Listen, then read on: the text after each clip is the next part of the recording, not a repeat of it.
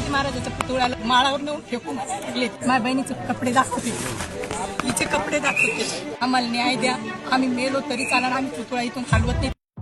लोणार तालुक्यातील चिखला येथे काही दिवसांपूर्वी अज्ञात व्यक्तींनी छत्रपती शिवाजी महाराजांचा पुतळा बसवला होता। मात्र गावचे सरपंच आणि त्यांच्या समर्थकांकडून हा पुतळा हटवण्याच्या हालचाली सुरू होत्या। याची माहिती शिवसेना उद्धव बाळासाहेब ठाकरे महिला आघाडीच्या उपजिल्हा प्रमुख संजीवनी वाघ यांना मिळाली।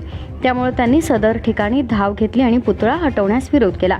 याचा राग मनात धरून गावच्या सरपंचांनी गावातील काही महिला आणि पुरुषांना जमा केलं।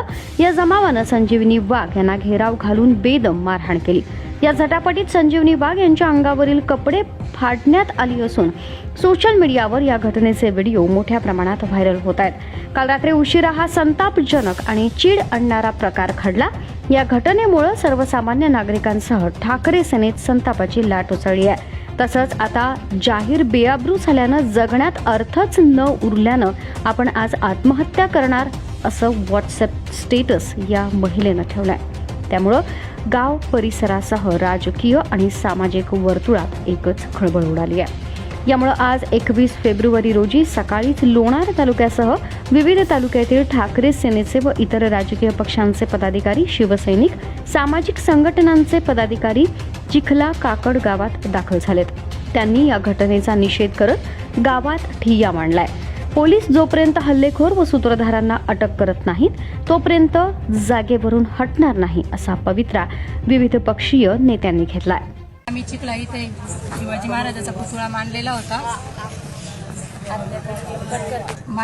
ते पुतळा। तर हे वंजारी समाज, गावचा पूर्ण वंजारी समाज हे त्याला विरोध करत होते, पुतळा हटवायला येत होते आणि आम्ही तिथं अडवायला गेलो म्हणून त्याने आमच्यावर मारहाण केली। आम्ही 4-5 बाया होत्या, 4-5 बाया, त्याच्या बंद गाव होतं। बंद गाव असताना त्याने आम्हाला सगळ्यांना मारलं।